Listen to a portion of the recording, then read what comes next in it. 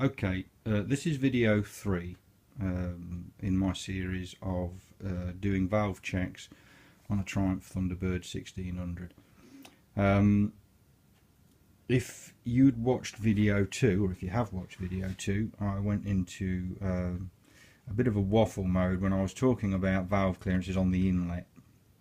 Subsequent to that, I've sort of thought about it and I spent some time going through them again. I wasn't happy in particular with the inlet valve on number 2 cylinder, this one here. I thought it was tight, or it was within spec, but it was close to the bottom tolerance of 0.1. It should be 0.1 to 0.15, but it was very tight on 0.1. And then when I did further checks, I found that on the exhaust valves, number 1 cylinder valve 2 was also very loose, and number 2 valve on number 2 cylinder was just marginally outside of its highest tolerance. So the exhaust valves are 0.15 to 0.2 and the inlet is 0.1 to 0.15. So I decided that I was, having got this far with it, going to change some shims.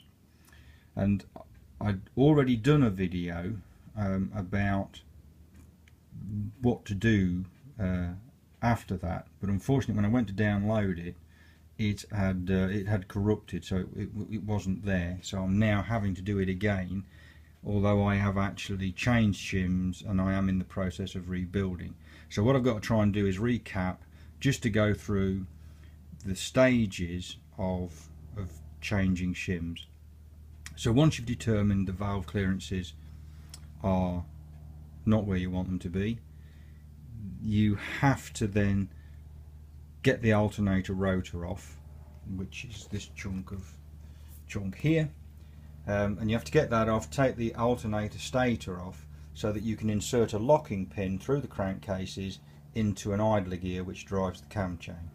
And then that sets the engine position so that you can release the cams, do your changes, put it back together with the engine still in its locked position, and set your valve timings to marks which are on the other side, which are shown on the other side of the cylinder head. So first thing to do was to get the rotor off, and to do that you've got to hold the rotor using these holes here. So what I made this tool here, which is a chunk of 40 by 8 flat, 2 buttons, a 15mm diameter, put them into the hole, took a measurement across the OD of both buttons, and then subtracted the OD of one of the buttons to give me the hole centres. So I bored out the holes here. First one, indexed it along by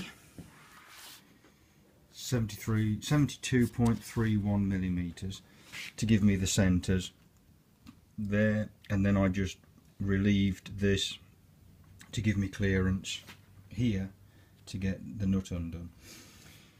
So that tool goes in, it holds, you hold it, then you need a fairly big breaker bar with a 10mm hex socket on it to undo this, which is torqued up to 165 Newton meters. So it does take a little bit of persuading to come undone. Just a quick note, before you do that, make sure you remove the pickup, get it out of the way, because I'm sure it's quite easy to damage that, so you want to get that out of the way to protect it. Once you've got the rotor, well, okay, remove the centre bolt, then you need the rotor puller. Now that's a 32.15 pitched thread extractor, and I was fortunate enough, my local Triumph dealer helped me out there, Webb's at Peterborough, loaned me, I had to pay them a deposit, they lent me the tool on a Saturday morning so I could come home, pop the rotor off, put it back on. Subsequent to that, I actually set to and made my own. So it's a 32 by 1.5 pitch thread with an angle on which centres on the crankshaft, and then all I did was put a 16mm Loctite, a 16mm bolt into the end to give me something to turn it with. And then also you need the crank locking pin, which is this tool here. That's a 6mm diameter, 10mm diameter, and I think there's a nominal 14mm diameter on there. So rotor off, then you take the stator off, and I just laid it on a trestle that I had at the side of the engine. Rotate the engine until the crank pin, until you can put the locking pin in. The locking pin, if I could show you my photograph here. Okay, so this is the side of the engine, looking into the side of the engine with the rotor removed and the alternator, and the locking pin goes in through a hole in there. You can see it any better on that one, probably marginally. Goes through that hole into a hole on the idler gear which drives the cam chain, and then sets the engine in a position. Once you've got that locked, it's time to take the cam chain tensioner out, which is in there. That unit just there. Two 6mm bolts, but it does make reference in the manual about the spring tension, because obviously this is the unit here, and it does make reference to the fact that this is under spring tension, and it gives you warnings about wearing gloves, etc, etc.